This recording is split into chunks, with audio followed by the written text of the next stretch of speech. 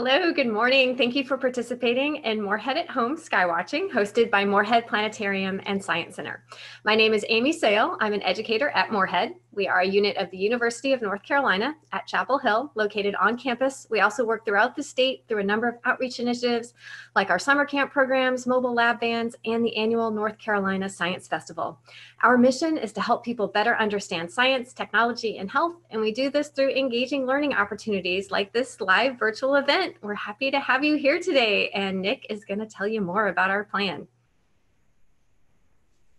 Hey friends, and thanks Amy. Welcome to Morehead at Home Skywatching. We're excited you're with us today.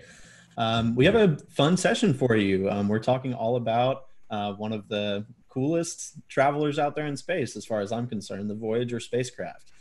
So we're approaching a kind of neat anniversary. We're at about the 43rd anniversary of the launch of Voyager 2 and Voyager 1. So what we thought was we could give you an overview of some of the history behind these missions, what they were intended to do, what they're out there looking for, how they work, and also maybe tell you a couple of our favorite things that they found, and some cool components of them. So even though these things launched in the 1970s, they still affect us. They still send us information, and we just think that's pretty fascinating. They're also the champions of social distancing because they're very far away from the Earth right now. So they're doing a good job. A couple of housekeeping items before we get started. We know you have questions and we really want to answer them. So if you have a question, the best way to get those to us is to use the Q&A function at the bottom of your screen. If you're on your phone, I think it's at the top of your screen. But that way, if you're curious about something, if something is unclear, you can type it to us. And then at the end of the program, we'll take some time and try to answer as many of those as possible. These are complicated machines, so I know you might have questions about them. Also, I'll try to explain some of the things that we're sharing, some of the media that we're sharing on the screen, and we will put links so that you can access those on your own into the chat box. So we're going to be showing you some cool websites and some cool images as well. So just get ready for that. But I think we're going to start by sharing Voyager's main website, which is voyager.jpl.nasa.gov. I know that's a lot of dots, but we put it in the chat there for you. A lot of times when we look for resources on how to plan these sessions and things we're excited to talk about, they're already nicely put together for us because NASA does a really great job of kind of curating these websites. So I'm going to share this for you. I'll say now, I'm already going to encourage you to explore this on your own. We're just going to get to touch some specific things about the website, but it has a wealth of information. So if this topic excites you, there's a kind of big rabbit hole to go down. So for now, I'll share, and you should be able to see this web page. Now, this is the timeline of the Voyager spacecraft on this website, and we wanted to start off with this because in past sessions we've talked a little bit about the timing of launching missions beyond our Earth. It's important. It's important to get the timing right because planets line up in just the right way. Kind of depending on what you're trying to accomplish, infrequently. So you have to be very careful in your planning for how you're going to be able to maximize what your mission does. And I think this graphic here, this green graphic that you see, is actually a really good look at how this works. So the Voyager spacecraft were launched in 1977, and you see them labeled here. This was a really good time to launch because they were able to pass by all of the gas giant planets. Voyager 1 by Jupiter and Saturn, Voyager 2 by the other outer planets as well. And that had to do with the way the planets were lined up. For these spacecraft to be able to get out there deep into our solar system, they needed help from the gravity of Jupiter.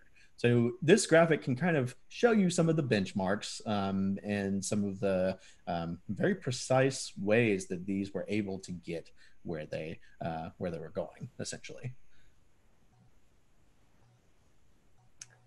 All right, and I think we have an image of the spacecraft to show you. We sure do. Voyager 1 and 2 there's an image of it. Look closely, you might see what looks like a golden circle on it. We'll get to that in a moment. We want you to think a little bit about how long ago these two spacecraft were launched. They were both launched around this time of the year in 1977.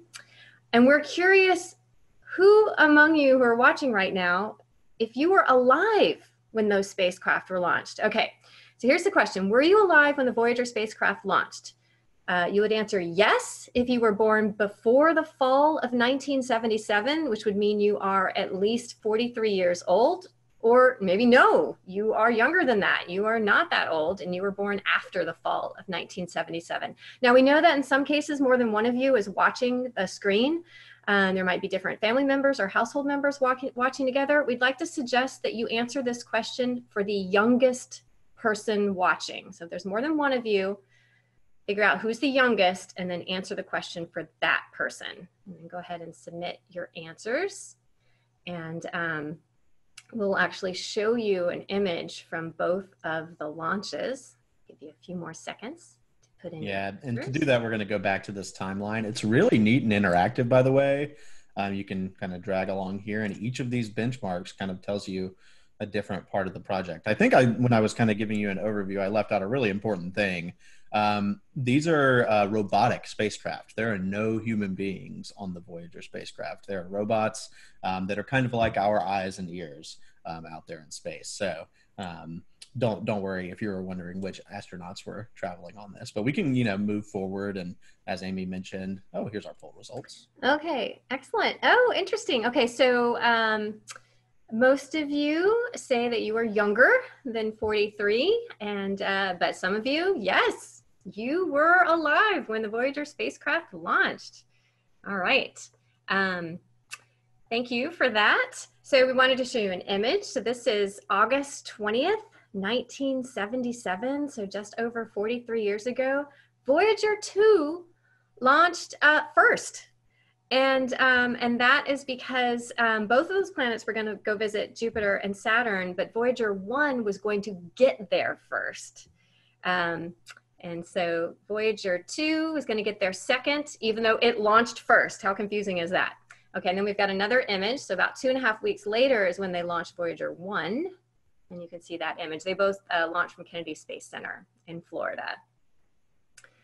Okay, and Nick, I think you've got some images. So they both visited Jupiter and Saturn, and then Voyager 2 went on to Uranus and Neptune.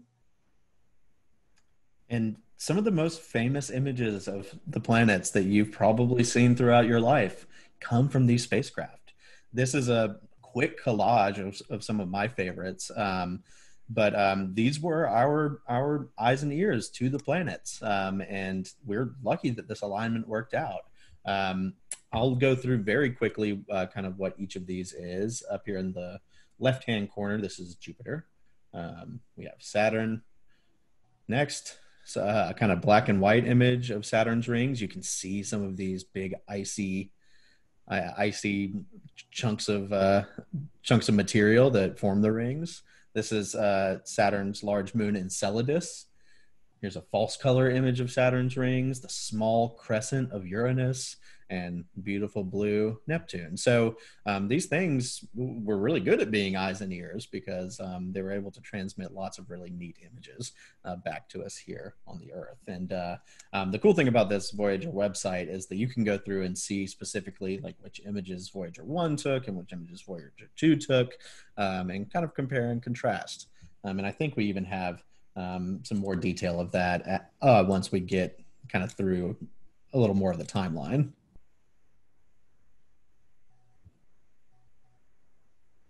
Well, that's nice. Voyager 1 making its closest approach to Jupiter. Remember, these things launched in 1977, and if you can read the timeline, it took until 1979 to get to Jupiter. And just for some historical context, when these spacecraft launched, Jimmy Carter was our US president, and there's actually a message from Jimmy Carter on the spacecraft. Yeah, and I think the timeline is a great way to just think about Voyager and what it's done, because there are some kind of big gaps, right, Amy? There's it looks like the encounters of Jupiter were pretty close together. This is a Voyager 2 image of Jupiter, but look, there's even a pretty big gap between that and when Voyager 1 encountered Saturn. Yeah, and then by the time Voyager 2 encountered Saturn, we had another US president. It was Ronald Reagan at that point. Voyager 2 didn't get there until late 1981. And you all probably notice at this point, there's a really big gap all the way until 1986 when Voyager 2. So it's good to point out that Voyager 1, its encounters of the planets ended at Saturn. It still made scientific readings. It's still out there in space. It's still traveling, but it did not do close flybys of Uranus and Neptune like Voyager 2 did. So I think that's important to note. It's not like its mission ended, but its close pass by planets ended. Yeah, so Voyager 2 did go to Uranus. This is the first time a spacecraft visited this planet. Well, the only time a spacecraft visited this planet close up, and found 11 new moons of Uranus. And it also found 2 new rings. It took images of the rings and also detected that the temperatures were as low as minus 353 degrees Fahrenheit. So if you're planning on taking a vacation to Uranus, take a good winter coat with you. And then Voyager 2 went on. It took more than 3 additional years to get to Neptune. And just for context, at this point, the president was George H.W. Bush. First spacecraft to visit Neptune, found 6 new moons, took the first images of Neptune's rings. And if you look closely, you might get a sense there's a dark spot. And that's a huge rotating storm that Voyager 2 found. And also Voyager 2 was the first to take close-up views of Neptune's moon Triton, which has these erupting geysers.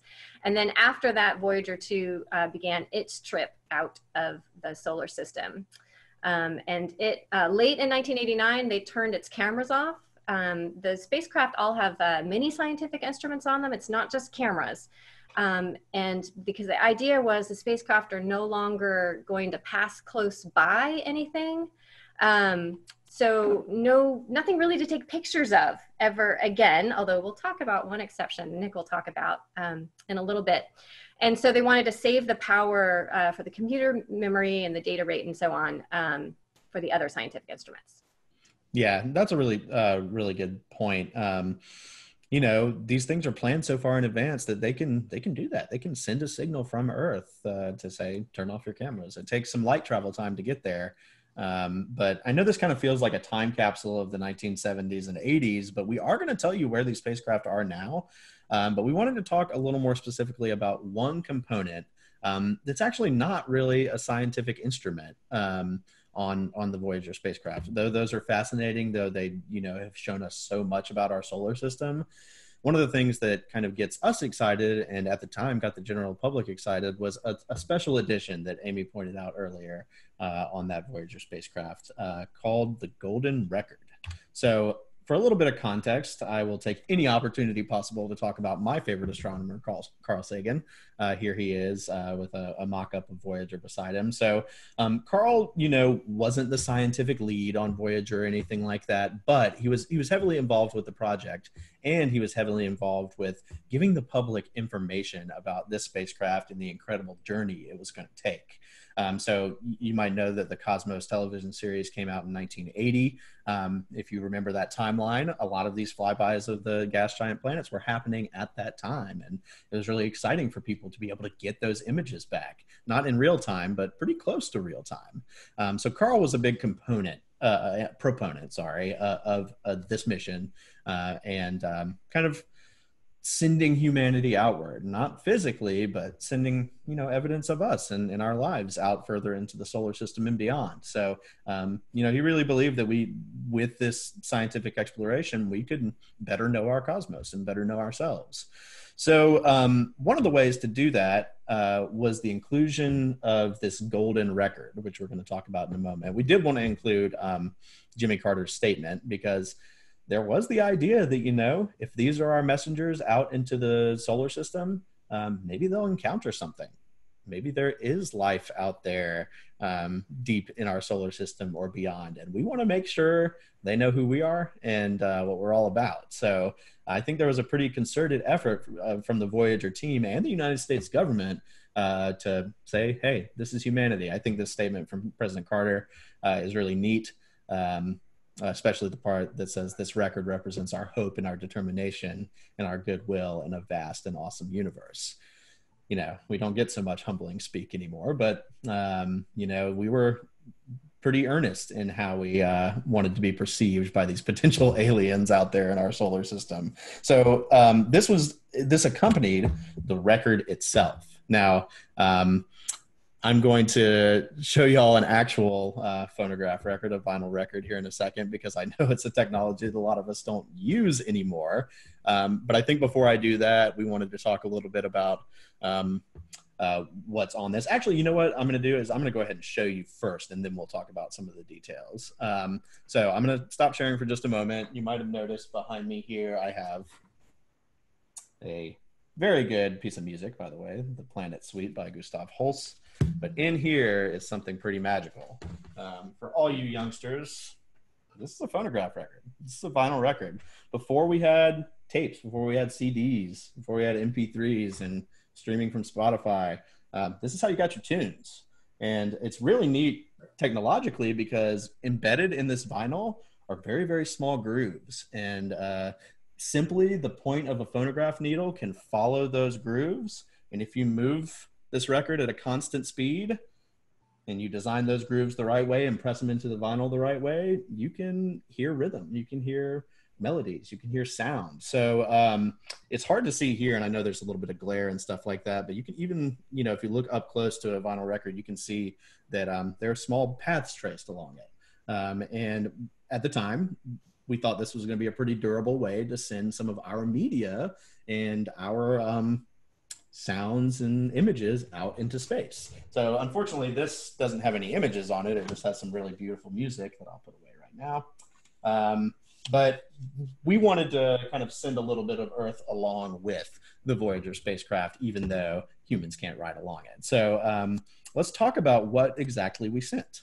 Yeah, so, just in case there happen to be any intelligent aliens out there who come across our spacecraft many years in the future, potentially billions of years in the future, we've got messages for them. So what you're looking at right now is the cover of the record. So it's a phonograph record that's mounted to the side of the spacecraft, and it's a 12-inch gold-plated, so golden record, gold-plated copper disc with sounds and images from Earth. So the cover that you're looking at actually has really important information about how to play the record. So if you look at the upper left, you're actually seeing a representation of the record with the stylus. And then below that, so the stylus is what you use to play it. And then below that is sort of like a side view to show how to place the stylus. There's also information using the language of mathematics to explain to any aliens. Now they'll have to be a little clever to figure it out. What the rotation rate is to play the record properly. And then at the top right are instructions on how to get the images off the record. And then the stuff that's towards the bottom is, towards the bottom left, tells any aliens our location in the galaxy, so where the spacecraft was launched from. And then that bit in the lower right is showing two different states of the hydrogen atom. And the transition time between those states, that interval of time, is what is basically the code for whenever any of the instructions talk about time, that's the reference point for it, the interval of time between two hydrogen states. Also, interestingly, there is a radioactive clock on the spacecraft as well, that by figuring out how much radioactive decay has happened, any intelligent aliens could then figure out how old the spacecraft is. So if half of the uranium-238 has decayed, then they know that the spacecraft they've recovered was launched 4.51 billion years ago. Okay, and then the contents of the record. So there are 115 images that are encoded in analog form. There's a variety of natural sounds like wind and thunder, birds and whales and other animals. There's music from different cultures and eras, and there's spoken greetings in 55 languages. So we want you all to think right now about if you were sending a message out into space, possibly to be recovered many, many, many years later, way after your lifetime, what would you want to send out? What message, what picture, what piece of art, what song? So think about that right now. And I'll give you some ideas about some of the sounds that we sent. We sent the sounds of crickets, frogs, fire, a wild dog, a tame dog, a tractor, a train, a kiss. We sent the sound of a kiss into outer space.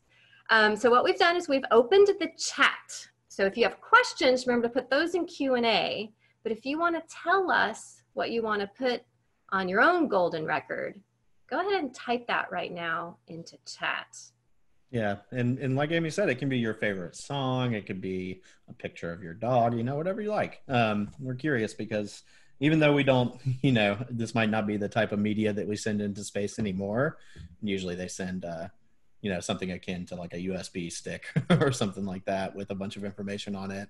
It would still be pretty fun to think about what we would send. One of my favorite stories about the choices that were made on the golden record is that the Beatles really wanted to be on the golden record. Their song "Here Comes the Sun" was a great representation of humanity. If you've ever been to any of my planetarium shows, or maybe even some of Amy's and others, Mine too. You've probably heard it in our planetarium. But reality checks in sometimes, even when you're dreaming big in space. And the Beatles record label said, nope, nobody's paying us for the rights out there in space, so you can't send it. So unfortunately, "Here Comes the Sun" didn't make it onto the golden record, even though Carl Sagan and the Beatles wanted it to happen. So, we don't have that restriction right now. You can tell us your favorite song to put on there.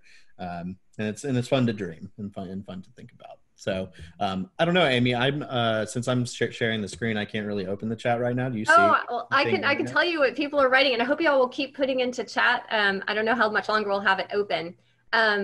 But we have a 7-year-old says they would put questions. They would want to know, have you seen any black holes or aliens?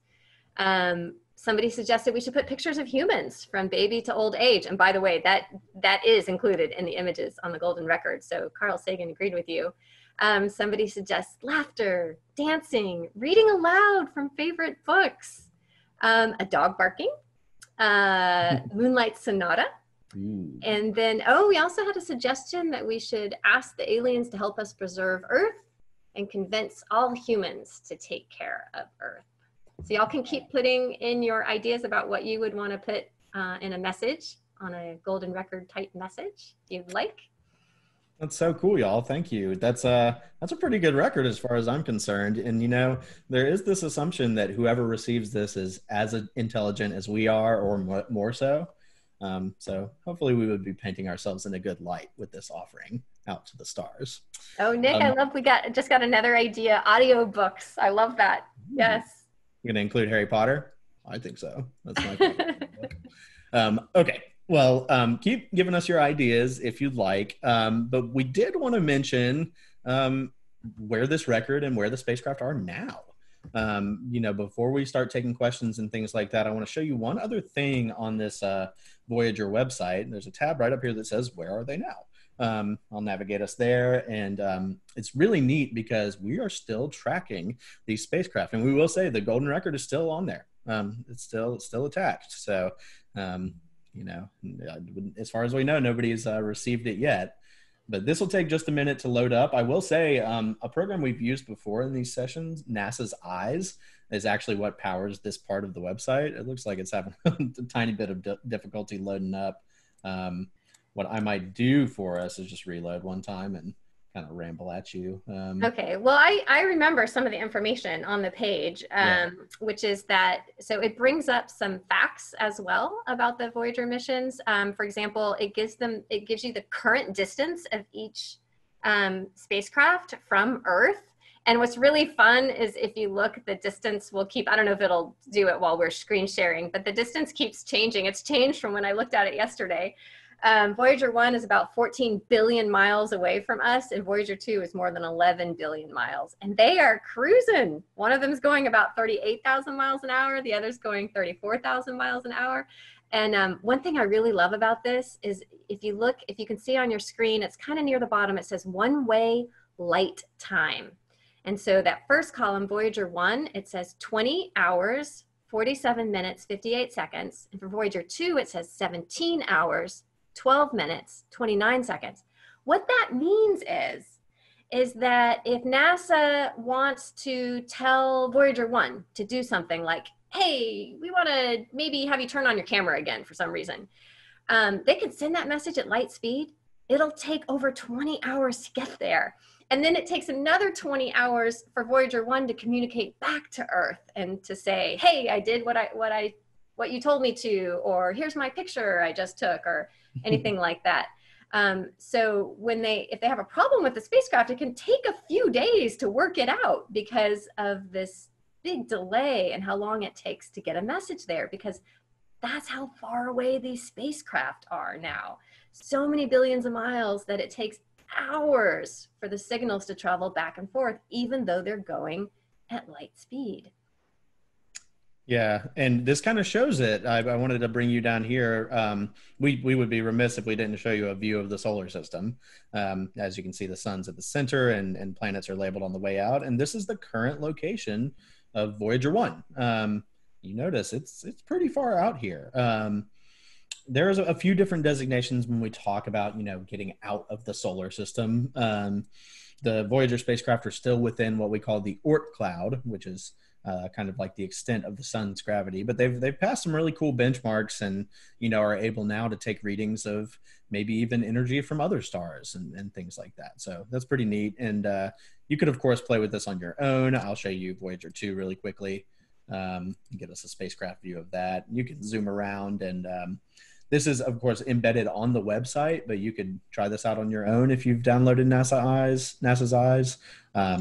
And of course, there's lots of cool information that we're not going to get to today, but it's cool for context to see these things are still out there and they're some of our most distant travelers.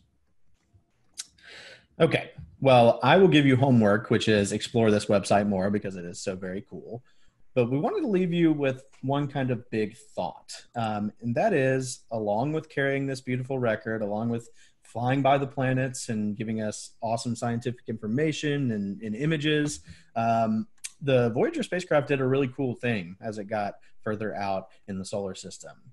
It took another picture. And I'll give you a second to look at this image. It kind of almost looks like a grainy image.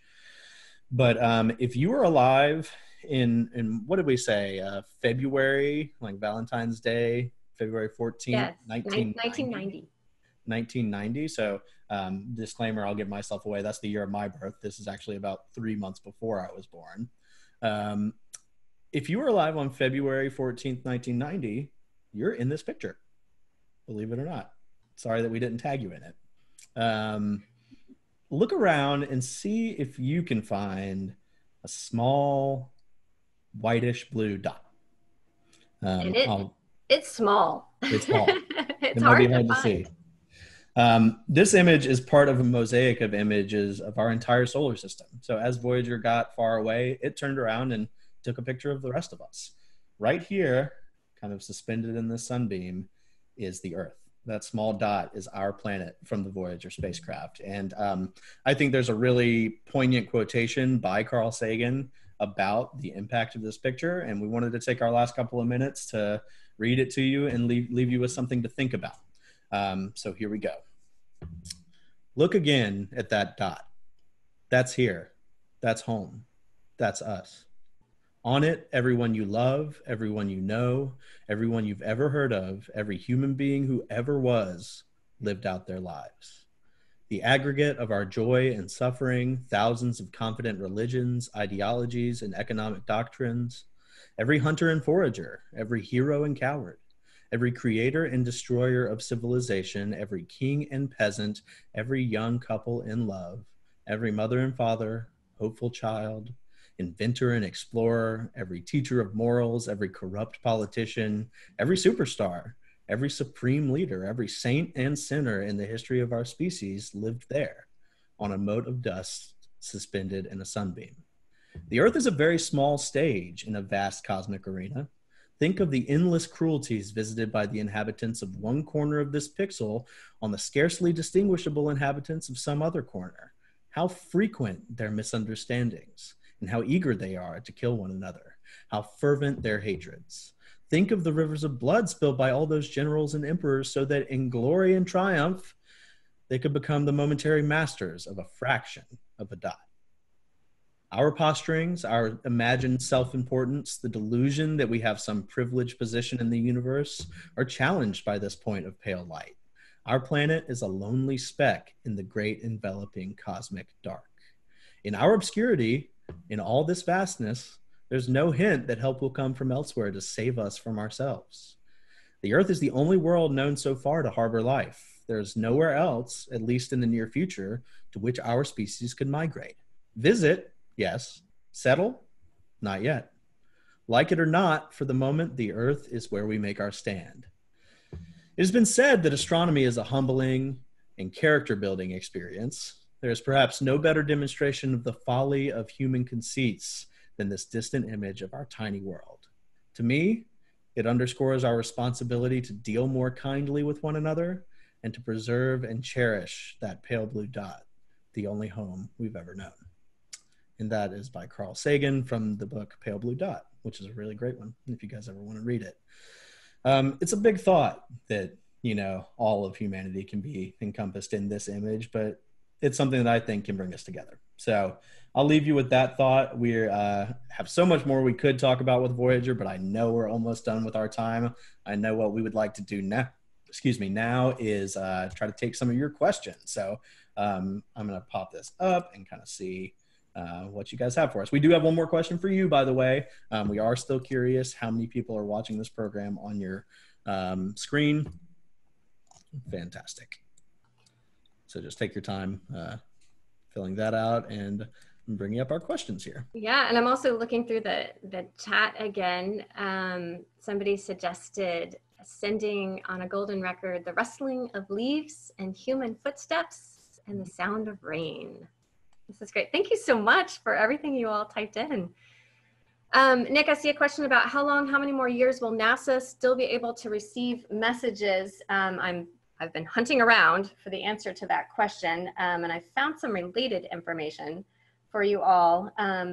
So if you go to that, we've dropped it in the chat again, voyager.jpl.nasa.gov is one site. Let's see what site did we actually put into the chat for you. So we put into the chat Voyager, voyager.jpl.nasa.gov.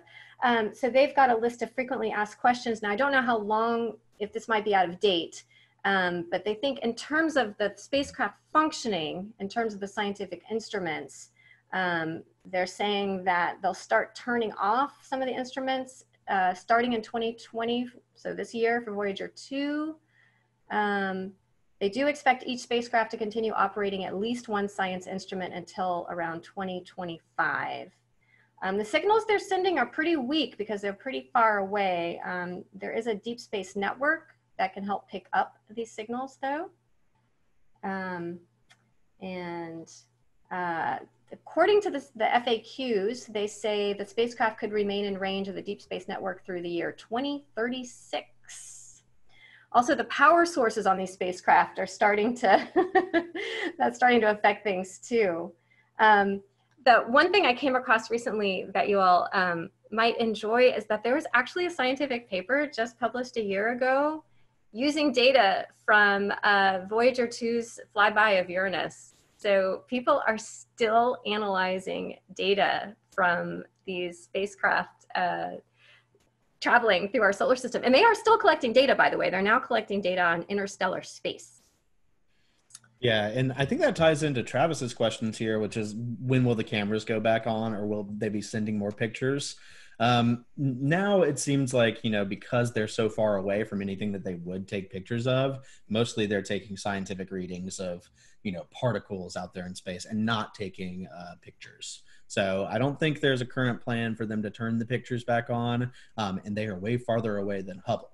But that kind of connects to the last question I see, which is, are there going to be other Voyager spacecraft? Well, we send lots of space probes out there, and there are tons of plans for spacecraft to go to the moons of Jupiter and to the moons of Saturn to kind of help us learn and explore more. So there's not going to, right now be anything that's exactly like Voyager, but planetary science missions from NASA, things like Juno and Cassini and the Curiosity rovers, I like to think of them as being like extensions of Voyager's mission. We are still exploring these planets.